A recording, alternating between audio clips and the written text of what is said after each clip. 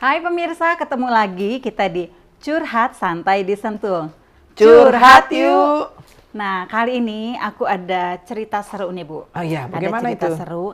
Dia bilang begini, aduh gimana ya, waktu gue belum married nih ya, gue sama calon mertua gue tuh yang kompak banget. Kemana-mana kita sampai ngopi bareng, pokoknya Akrab gitu. akrab gitu. Tapi ternyata setelah dia masuk ke pernikahan, udah mulai ada yang aneh-aneh tuh, Bu. Terus kayaknya nih mertua kayak yang cemburu gitu ya, yang kayaknya udah mulai nyinyir gitu ya. Iya. Lama-lama Ini berarti teman kamu nih yang cewek ya? Cewek, Ya. Bu. Ini berarti menantu perempuan Sama mertua mertua perempuan. Oke, memang menantu perempuan sama mertua perempuan itu lebih cenderung memiliki masalah dibandingkan sama menantu pria dan mertua perempuan. Itu biasanya jarang, apalagi seorang pria, seorang mertua pria dengan menantu pria itu hampir nggak pernah ada masalah gitu ya. Tetapi kalau ibu mertua perempuan dengan menantu perempuan itu sepertinya kok sering sekali ada masalah. Jadi topik kita hari ini adalah menantu dan mertua atau mertua dan menantu. Nah, kenapa itu bisa terjadi? Ya, ini sesuatu yang sering harus dialami ya di dalam sebuah pernikahan. Kadang-kadang ketika sebelum menikah itu calon mertuanya itu malah bisa ngobrol, bisa ngopi bareng, bisa diskusi, bisa sama-sama kemana-mana begitu. Tapi lucunya kok sesudah menikah kok malah nggak ada hubungan yang baik nih. Kok sepertinya malah kok jadi saingan, malah dianggap itu saingan. Ya, itu sesuatu yang sering sekali terjadi. Nah, pada dasarnya kita harus mengingat ketika kami orang tua punya anak itu menikah, entah anak laki ataupun anak perempuan, ketika mereka menikah adalah prinsipnya mereka itu harus meninggalkan. Ada kata meninggalkan. Kata meninggalkan di sini bukan berarti bye-bye papa mama, saya nggak mau tahu lagi dengan kamu, urus dirimu sendiri. Bukan seperti itu. Kata meninggalkan di sini bukan mengabaikan orang tuanya. Tetapi anak yang menikah harus tetap hormat sama orang tua. Perintah untuk hormat itu nggak pernah dicabut ketika seorang anak pergi menikah. Ya mereka harus tetap hormat dengan orang tuanya. Tetapi satu sisi orang tua harus mengingat kembali ketika anak-anak mereka menikah, mereka itu kata meninggalkan berarti anak-anak kita itu sudah mandiri. Dia akan membangun satu kehidupan sendiri, ya. Sama aja tuh Bun, kalau pohon kecil tumbuh di pohon yang besar, ya. Maka pohon kecil itu gimana? Nggak bertumbuh dengan baik. Jadi memang anak-anak itu harus kata pergi meninggalkan. Tetapi bukan berarti dia tidak terhubung lagi dengan orang tuanya. Bukan berarti dia tidak peduli lagi dengan orang tuanya. Seorang anak yang setelah menikah, dia benar-benar harus mandiri, meninggalkan orang tuanya. Tetapi dia harus punya rasa hormat kepada orang tuanya. Nah, itu dari sisi anak. Sekarang kita bahas dari sisi orang tua nih. Ya kan? Kamu punya anak laki kan? Punya. Nah, saya nggak punya anak laki, ya. Anak saya tiga-tiganya perempuan, ya. Tetapi cucu saya saat ini 4 laki-laki semua dan akan datang cucu perempuan, ya. Nah, apalagi anak laki, ya. Seorang ibu, orang tua, saya lihat garis besarnya dulu. Bagi kami orang tua, ketika anak menikah, maka kita harus punya kata rela melepaskan.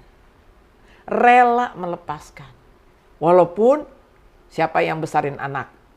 Mamanya, orang tua. Mau bayar uang kuliah anak? Gimana? Uang susu apalagi Bu? Uang susu dulu.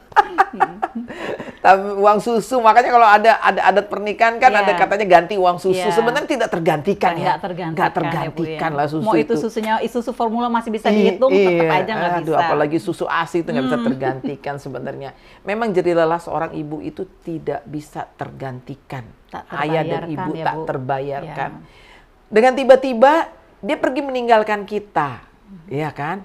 ya kita harus punya satu sikap rela melepaskan anak kita dengan harapan supaya keluarga mereka nanti kelak bertumbuh. Nah kalau kita ini nggak rela melepaskan, itu yang bisa terjadi. Seperti kayak persaingan. Dulu waktu kamu anak laki misalnya belum menikah, misalnya kayak kamu lah sekarang kan, mau pergi kemana-mana. Eren antar mama ke sana, antar mama ke sini. Tolong dulu Eren begini. Sekarang nggak bisa lagi kayak begitu, Bun. Kalau nanti dia sudah menikah. Nah, seorang anak akan lebih memprioritaskan pasangannya daripada orang tuanya. Tetapi bukan berarti tidak sayang loh. Iya. Tidak sayang kan? Tetap harus sayang sama orang tua. Tapi prioritas kita harus tahu bahwa setelah anak-anak kita menikah, dia akan prioritasin istrinya. Begitu. Jadi jangan merasa bahwa anak gue diambil, dulu gue udah sekolahin, dulu gue udah susah payah sepertinya keluarin biaya, sekarang anak aku diambil. Nah, itu yang bisa menyebabkan persaingan. Jadi nomor satu harus rela. Rela melepaskan anak-anak kita untuk masuk pernikahan. Kalau dulu sebelum anak kita menikah nih Bun, kita sebagai orang tua, kita tuh decision maker. Iya. Decision maker, bener nggak? Mau sekolahin anak di mana? Iya. Mau pindah rumah kemana? Kan kita tuh mau pakai baju apa? Kalau masih kecil kan, jangan pakai baju ini, pakai ini. Orang tua semua mau kasih makan apa? Nah, akhirnya kita lupa setelah anak kita menikah, kita pun mau atur-atur anak kita lagi. Betul. Sebenarnya ketika anak kita menikah, betul kan? Betul. Nah, jadi nah, sebelum anak kita menikah, ya kita harus rela mereka mengurus rumah tangga mereka sendiri, tapi kita bukannya berarti nggak ada peran. Kita tetap loh ada peran kita. Apa peran kita? Kita menjadi advisor. Iya.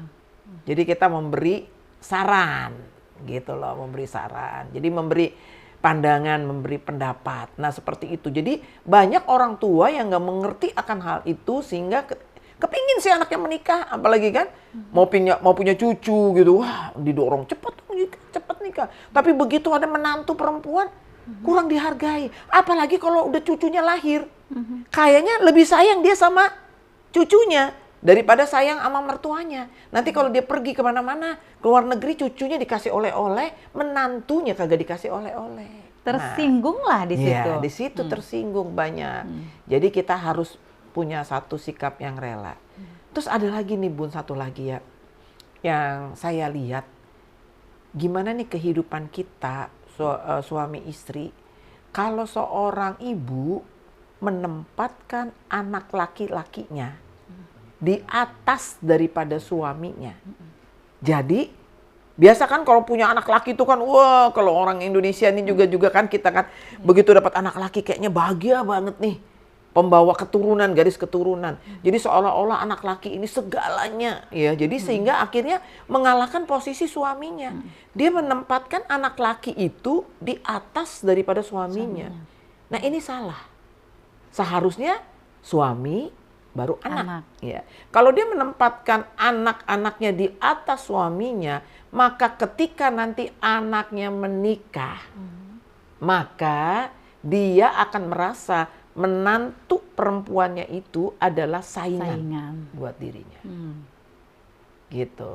Jadi ini yang sering sekali orang nggak sadar gitu ya. Yeah. Jadi dimulai dari diri kita. Jangan kita melihat memang karena biasanya saling menuding kan, si menantu menyalahin mertua menyalahin menantu. Ya ingat, kalau kita mau cari kekurangan siapapun pasti banyak sekali. Tetapi dimulai dari diri kita sendiri, diri kita yang mengerti bahwa sebenarnya saya sebagai ibu harus menempatkan anak lelaki saya di bawah suami saya. Jangan di atas suami saya. Kalau saya menempatkan anak lelaki saya di atas suami saya, ketika anak-anak saya nanti menikah, anak laki saya menikah, maka menantunya akan menjadi saingan. Nah kalau kasus yang tadi kan Bu, awalnya kan oke-oke aja tuh, CS lah ya, bestie Bu. Kalau ibu kan nama besan ibu kan, ini ya besan jadi bestie. Kalau ini awalnya bagus, justru bagus, tapi begitu masuk ke pernikahan, kenapa kok bisa berubah begitu Bu? Apakah dia melihat begitu Saya nggak tanya teman saya apakah mereka tinggal satu atap gitu ya. Tapi kenapa jadinya yang jadi sensitif? Betul.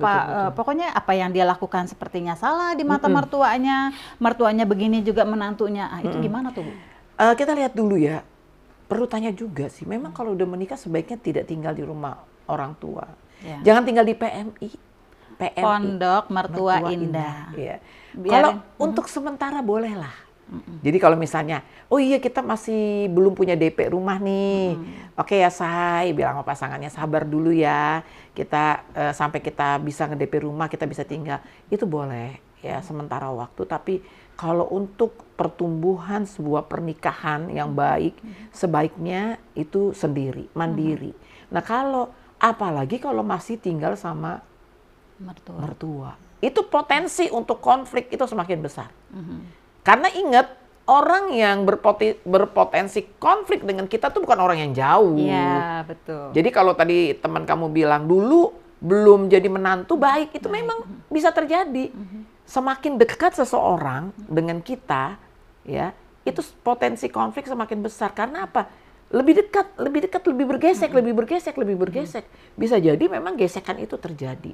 Disinilah dibutuhkan yang namanya kedewasaan. Di dalam kepribadian kita, pribadi yang dewasa itu pastinya ditopang dengan dewasa secara rohani. Secara rohani bagaimana dia melihat, menyiasati, ya namanya hidup sama-sama, tersinggung bisa terjadi. Miskomunikasi bisa terjadi. Konflik bisa terjadi. Tetapi kalau dia punya kedewasaan di dalam Tuhan, dia mampu untuk mengatasi itu semua sehingga mereka bisa baikan lagi. Jadi konflik jangan diperbesar tapi diperkecil dan mereka bisa baikan lagi sehingga hubungan mereka semakin baik. Disinilah sebaiknya pasangan anak-anak kita yang mau menikah harus dipersiapkan untuk mandiri. Kalau bisa izinkan mereka punya rumah sendiri. Kecuali orang tua ini punya anak tunggal ya. Kalaupun anaknya mau tinggal di rumahnya, disepakatilah beberapa hal supaya tidak terjadi gesekan-gesekan ya. Kan mama udah tua, mama sama siapa. Tapi kalau biasanya kalau mertuanya masih aktif, nenek lincah gitu ya, masih aktif, dia nggak mau. Pasti dia lebih suka tinggal di rumahnya, dia suka beraktivitas di rumahnya sendiri. Itu seperti itu. Aku mau kasih Ibu kasus nih, Bu. Ya. Tadi sebelum aku nanya Ibu udah sebutkan kalau misalnya memang ini anak-anak tunggal, ya kan, nggak ada pilihan orang tuanya. Tapi itu terjadi, Bu. Ya. Terjadi dalam artian mestinya ada saling pengertian nih. Dari si mertua juga, oh aku akan tinggal sendiri, lebih baiklah mantu dan anakku ini tinggal bareng sama aku. Tapi kan setelah itu konflik itu nggak bisa dihindari, Bu. Masalah lagi dia makan, mertuanya lewat. Mungkin lupa ya, mungkin dia sambil main HP. Mertuanya sensitif. Dia bilang, dia nggak nawarin gue makan tuh. Problem juga gitu kan. Terus udah gitu, mama mertuanya masakin gitu kan. Masakin, dia suguhin untuk makan bareng-bareng. Taunya mungkin saking enaknya Ibu ya, ini makanan habis gitu ya. Tersinggung lagi mertuanya, makanan gue dihabisin. Itu sebaiknya gimana tuh? Bukan lama-lama itu terakumulasi kan Bu ya. Jadi mungkin si menantu perempuan tadi, dia akan, yang dia hajar tuh suaminya. Ya kan? Karena mungkin dia coba menghindari untuk nggak konflik sama mertuanya. Padahal itu justru cuman kayak orang main biliar lah Bu, yang cetok sana ke sana juga kena gitu kan. Nah, menurut Ibu gimana tuh? Ini loh. Kalau hubungan kita dengan orang tua dan mertua nggak baik, itu pengaruh antara hubungan kita berdua. Pengaruh, ya. Berdua tuh suami istrinya. Suami istrinya. Ya. Jadi kan jaga-jaga gitu. Kalau dia udah ngelihat, waduh, nanti nih gimana ya, istri gue kagak cocok nih sama mama gue. Nah dia kan jadi kayak serba salah, kayak buah si malakama kan? Ya kan, nggak enak. Jadi, nah kalau hubungan mertua dengan menantu baik, pasti hubungan suami istri itu baik ya, hubungan suami. Nah tapi dengan kasus yang kamu ajukan ini, memang ini harus suami istri lebih dulu punya komitmen di dalam kehidupan mereka bahwa yang penting nih urusan dalam negeri ini baik. Kita berdua ini solid dulu, kuat dulu ya. Suami istri ini harus punya komunikasi yang baik, kuat, jangan pernah punya pikiran-pikiran yang jelek ketika nanti istrinya menceritakan tentang mamanya, ya, atau ketika juga nanti suaminya bercerita tentang mama istrinya, ya, mertua masing-masing. jangan kita pernah punya pikiran yang langsung negatif. Dan kita langsung tersinggung. Itu kan, lu ngejelekin mak gue kan? Gini, jangan. Jadi kita harus punya hati yang luas. Ketika pasangan kita menceritakan orang tuanya orang tua kita gitu ya, kita harus terima kritikan itu dengan baik. Nah, jadi ini nomor satu. Sehingga ketika ada ancaman-ancaman daripada ancaman dari luar, kalau hubungan suami istri sudah solid, ancaman dari luar ini pun bisa teratasi. Ya, kalau mereka suami istri itu udah solid, maka yang namanya mertua itu is okay. Mertua apa itu ya? Mereka pasti masalah-masalah antara menantu dan mertua akan ditopang dengan pasangannya dengan secara objektif. Yeah. Jangan subjektif. Jadi begitu nanti mamanya cerita ini langsung tersinggung. Nah, ketika Anda memutuskan untuk sementara tinggal di rumah mertua, harus punya kesepakatan antara suami istri ini untuk berkata hubungan kita ini jauh lebih solid, suami istri. Jangan mau ketika dengar dari satu sisi udah langsung marah. Jadi klarifikasi dulu. Jangan konfrontasi. Banyak kita dengar berita langsung konfrontasi. Tapi penting sekali bagi kita untuk mengklarifikasi setiap kejadian-kejadian yang terjadi antara orang tua kita dengan pasangan kita, ya, antara menantu dan mertua. Seperti itu. Jadi itu harus diyakini dulu. Jadi jangan sampai nanti berkembang sendiri, dipendam sendiri, hingga pada suatu saat bisa meledak dan mereka masih pasangan muda. Bayangkan Bun, kalau orang yang baru menikah tinggal di rumah orang tua ya dan mertua, itu kan dia punya perjuangan yang fight-nya harus lebih kuat, kuat banget. Sementara saya baru menikah kan saya harus menyesuaikan dengan pasangan saya. Effortnya kan harus tinggi untuk dengan menyesuaikan diri dengan pasangan. Kemudian saya harus menyesuaikan diri lagi sama mama mertua saya. Kalau di rumah itu masih ada adik-adik ipar yang belum menikah. Nah, saya effort lagi menyesuaikan diri dengan adik-adik ipar saya yang belum menikah. Yang dulu sebelum menikah kelihatannya tuh baik-baik, tapi setelah menikah karena semakin dekat ada konflik yang tidak terselesaikan bisa menjadi masalah.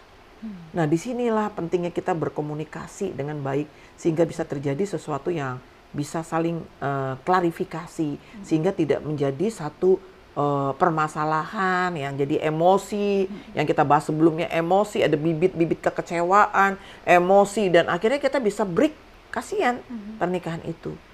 Karenanya bagaimanapun juga sebaiknya kalau ada tadi teman yang masih harus tinggal di rumah mertua, ini kita harus ajarkan mereka, ingatkan mereka untuk mereka punya waktu nanti untuk ada waktu yang tepat mereka tinggalkan, punya rumah sendiri dan itu jauh lebih baik.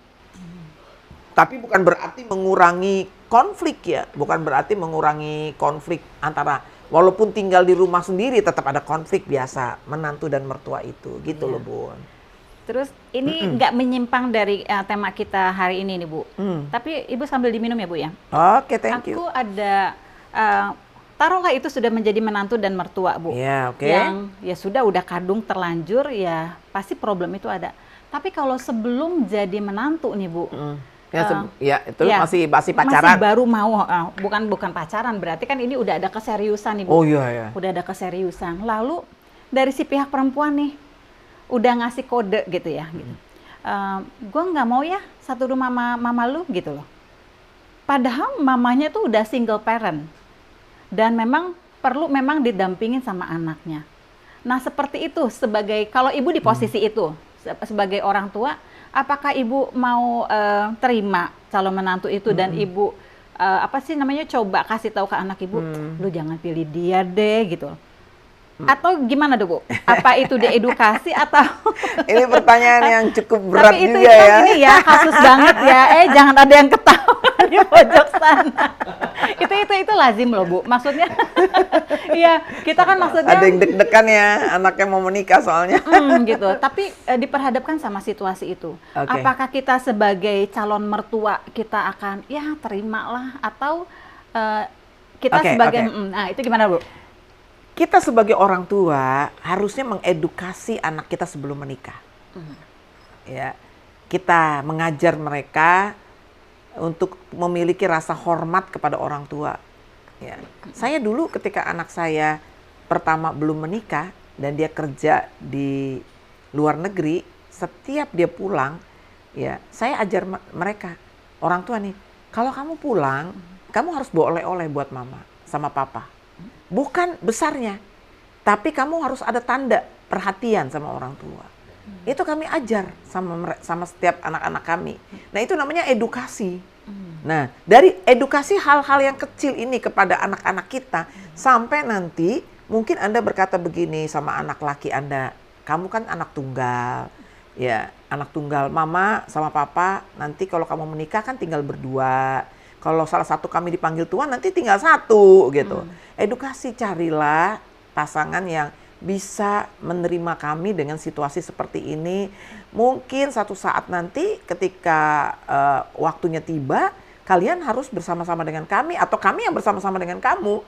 Karena mama papa udah nggak punya siapa-siapa lagi. Itu pernah nggak ngomong begitu dulu? Jadi jangan gini, jangan tuntut anak kita, padahal kita nggak pernah ngajarin anak kita sebelumnya. Nah ini yang berbahaya begitu ya. Artinya anak kita kan ya ngikutin mana itunya. Ya kalau pacarnya begitu ngomong begini, ya coba kita diskusi dulu, kasih tahu dia dulu. Nah kalau misalnya kekeh dia bilang, saya nggak mau nih, saya nggak mau apapun yang terjadi sama mama kamu, aku maunya sendiri. Mungkin dia takut konflik kali ya. Mungkin dia takut. Itu, sebenarnya tidak usah terlalu takut konflik seperti itu. Jadi kalau bisa sih, artinya kita giniin aja ya. Artinya kita kenapa dikelola dulu nih. Kenapa kamu tidak mau tinggal dengan calon mertua? Begitu. Apa yang menyebabkan kamu tidak? Mungkin dia punya trauma dengan film-film, cerita-cerita, atau pohon keluarga dia sendiri melihat konflik antara mamanya dengan mertuanya, itu omanya. Apakah berarti penting juga buat si anak laki-laki ini dia mempelajari dia punya pohon keluarga ya Bu? Betul. Karena kadang-kadang kita nggak ngeh, kita udah ngelihat dia cocok gitu ya, cantik, bodinya yahut gitu ya, ini cocok deh daripada direbut sama orang lain, mending buat gue aja gitu kan. Tapi ternyata kalau dia ngeh bahwa sudah mulai ada batasan-batasan seperti itu gitu loh. Nah, jangan sampai nanti belum apa-apa, jangan-jangan abis akad, abis pemberkatan udah kabur, udah deh gitu kan sedih banget ya, yang seperti Ibu bilang tadi, udah kita ngegedeinnya susah gitu kan, nyekolahinnya susah gitu loh. Nah, jadi baiknya makanya kita mengajar orang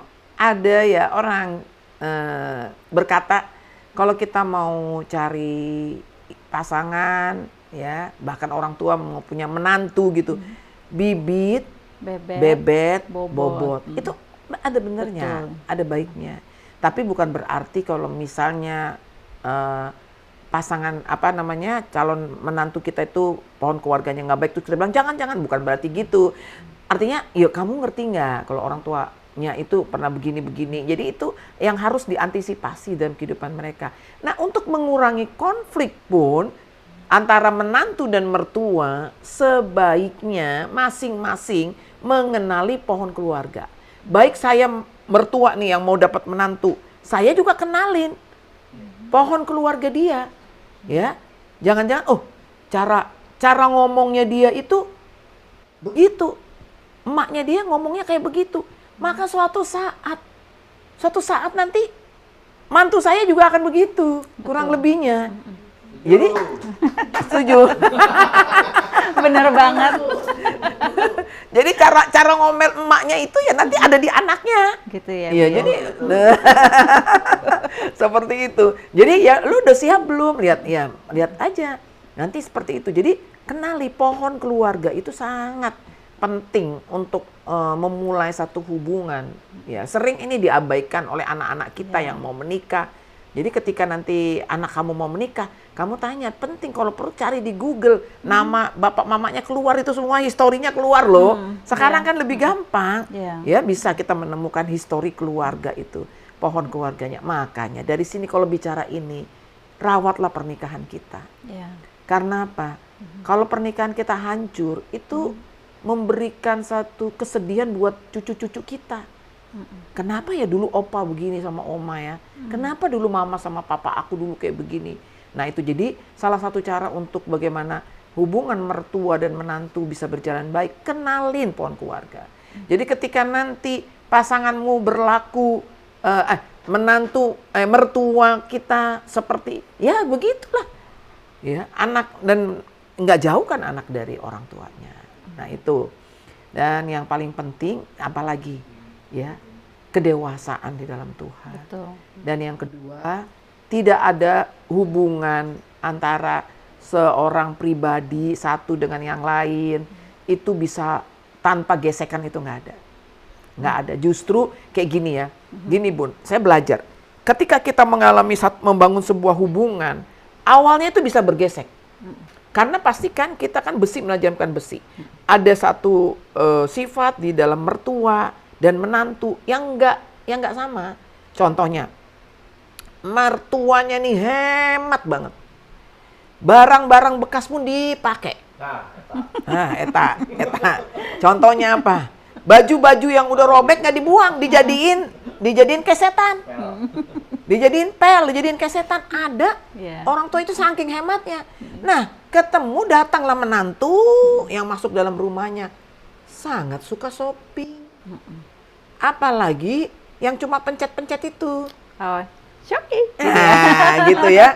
Suka toko online. Suka belanja dan dia ya nggak salah sih belanja di seperti itu, tetapi dia beli sedikit-sedikit beli. Sementara dia mau ada pesta aja, wah, dia masak. Open house rumahnya misalnya ada acara-acara besar. Masak. Kalau menantu datang, nggak usah repot mah. Panggil aja semuanya dari restoran. Itu perbedaan prinsip. Panggil restoran laris disentul. Laris disentul katanya. Kita panggil aja. Seperti itu. Nah, perbedaan-perbedaan itu pasti ada. Ini juga produk laris, Bu. Nah, pasti ada, Bun. Nah, itu kita harus sadari. Kita mau lihat dari sisi mana? Mertua dulu. Kita lihat, mungkin cara kita udah sangat berbeda dengan generasi muda. Ya kita jangan terlalu kekeh lah. Jangan terlalu maksa. Terlalu maksa. Enggak, pokoknya kalau enggak masak mama enggak mau. Jangan gitu. Oh gitu ya, ada sesuatu yang baru. Kita terbuka dong. Terbuka. Saya pun banyak dinasehatin sama anak-anak saya gitu ya. Mama harus begini. Kita terima. Apalagi kalau itu menantu yang bilang udah lama gini. Harus terbuka. Tetapi kita sampaikan ide kita. Cuma kalau menurut mama, yang ini mama masak ya. Mama, nah sampaikan idenya juga. Ya, tetapi jangan sampai kita langsung reject. Nah, dari sisi menantu, jangan juga langsung tidak menghargai orang ibu mertua. Menganggap mama terlalu jadul. Itu kuno, itu zaman dulu. Sekarang kayak gitu, mah. Sekarang harusnya begini. Terus udah gitu, mending kalau nggak bisa marah sama mertuanya, marahnya sama suaminya. Makmu itu kuno banget sih. Sampai tuh kain pel aja tuh pasti pakai baju-baju yang bekas-bekas. Nah kayak gitu. Kita kan ingat prinsip utamanya, saya tidak bisa merubah siapapun. Jadi para mertua ingat, saya nggak bisa merubah menantu saya. Betul, setuju. Kalau Anda menantu, ingat Anda tidak bisa merubah mertua Anda.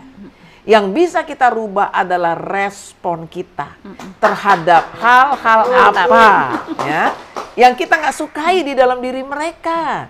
Ada aja namanya dua pribadi yang berbeda, pastilah ada. Apalagi ini sesuatu yang baru masuk ke dalam rumah tangga kan. Jadi kita nggak bisa rubah. Jadi kalau ada sesuatu yang sangat berbeda, yang tidak sesuai dengan prinsip kita, jangan reaktif. Para mertua, para menantu jangan reaktif. Beresponlah secara respon yang benar, dengan responsif ya, dengan berkata gue tetap harus hormat sama mertua gue. Dari sisi mertua gue juga hargai menantu gue, kan dia udah S3, dia di kantornya jadi pemimpin, ya hargailah. Jadi jangan langsung cut begitu, jadi terjadi konflik. Jadi harus saling menghargai. Jadi ingat, Saya tidak bisa merubah mertua, saya tidak bisa merubah menantu. Yang bisa merubah hanya Tuhan. Tetapi yang bisa kita rubah adalah respon kita. Sehingga hubungan antara mertua dan menantu tetap harmonis. Nah, yang tadi Bu, Ya. karena itu memang kasusnya serius yang saya bilang yang belum menikah ini jangan kadung atau terlanjur. Tapi memang dilihat dari sisi orang tuanya Bu, yang single parents ini financially memang nggak kurang mendukung. Jadi ide nasihat dari Ibu sebaiknya gimana? Apakah memang orang tuanya ini harus memang rilis aja anaknya seperti itu? Karena kalau diedukasi kayaknya mungkin bukan nggak bisa diedukasi ya Bu ya, dia udah melekat gitu loh Bu. Apa orang tuanya ini harus mempersiapkan diri seperti apa? Oke, kita bahas dari dua sisi ya. Dari sisi menantu, kenapa sih kok nggak mau tinggal di rumah orang tua? Kita harus kelola. Artinya bertanya kenapa ya? Nanti coba itu diskusikan dengan pasangan. Coba self talk dulu dengan si menantu nih ya, calon menantu ini self dulu talk dan kenapa ya gue nggak mau tinggal di rumah mertua gue? Kenapa gue nggak mau rawat mertua gue? Seharusnya kalau kita punya kasih, ya, lu mencintai anaknya. Seharusnya lu juga cintai dong emaknya. Betul. Gitu kan? Lepas daripada kekurangan dari setiap orang pasti ada, because nobody perfect. Terima dia gitu loh. Kenapa sih? Anggaplah, nah ini yang penting. Anggaplah mertua kita itu adalah orang tua kita sendiri. Mestinya itu punya respon penting. Itu dulu ya Bu ya. Tapi makanya carilah ibu-ibu, carilah menantu yang memang hubungan antara orang tua anaknya itu baik. Makanya sampai saya pernah ngomong begini. Kalau seorang keluarga mau mencari menantu perempuan, ya, mau mencari menantu perempuan, misalnya datang nih, tanya aja, bagaimana hubungan kamu dengan papa kamu? Kalau seorang wanita yang punya relationship yang baik dengan papanya, and respect, menghormati papanya, maka ketika nanti dia menikah, dia akan respect dengan suaminya. Tapi selama dia ada dalam hubungan, dalam keluarga, wanita anak perempuan ini ngelunjak aja sama bapaknya. Tahu ngelunjak itu bahasa apa ya? Kok jadi keluar aku? Ya bahasa. Hah? Kurang ajar. Ya. Papanya aja dilawan seperti gitu. Dia nggak hormat sama papanya. Wah ini gampang banget untuk dia juga nanti injak suaminya. Iya, nggak baik. Nah jadi ini paling penting. Jadi hubungan itu paling penting gitu loh. Jadi antara perhatikan. Jadi kalau mau dapat menantu perempuan, hubungan dengan papanya. Kalau mau dapat menantu laki-laki, hubungan dengan mamanya. Respon si anak laki-laki ini ke mamanya, hubungannya seperti apa kita harus cek ya Bu ya. Iya. Ketika saya dulu sempat mengunjungi anak saya yang kerja di luar negeri, dia kan dapat pacarnya di situ kan. Terus udah gitu dia bilang, "Tante, saya mau titip tas dong." Untuk siapa? Untuk mama saya. Terus tentang anak saya nyenggol, "Mah hati-hati loh, itu harganya mahal," katanya gitu. Terus oke, nggak apa-apa, aku bawa. Dalam hati saya, oh berarti dia sayang sama mamanya. Kalau anak laki yang sayang sama mamanya, maka anak itu juga akan menyayangi ibu dari anak-anaknya, istrinya itu kelak. Jadi gimana relationship di antara orang tua itu penting akan turun di dalam kehidupan untuk anak-anaknya. Jadi ini penting sekali sehingga yuk ketika pacaran, anak kita memulai pacaran, buka mata lebar, kasih nasihat, ya, bimbing. Karena kalau sudah menikah ya tutup mata, tutup telinga, udah nggak bisa ada apa-apa lagi. Ya mungkin itu yang bisa saya sampaikan untuk sementara topik. Walaupun sebenarnya Bun, topik mertua dan menantu ini masih banyak. Masih banyak. Ya nanti kita ini aja Bu, kita setelah Anda boleh komen judul-judul atau ada apa? Ada pertanyaan apa mengenai yang relate sama menantu dan mertua. Yang penting banget supaya kita memang bisa kupas melalui jawabannya juga akan kita leave di komen ya Bu ya. Atau mungkin kita siapkan podcast yang lain dari pertanyaan-pertanyaan yang ada di komen-komen. Iya, belum lagi nih sampai aku banyak kejadian nih di satu daerah tertentu. Kalau pesta tuh kan harus pakai barang-barang. Oh iya. Udah, kalau nanti terlalu tipis, kayak serai. Tipis sekali kayak daun serai katanya kan.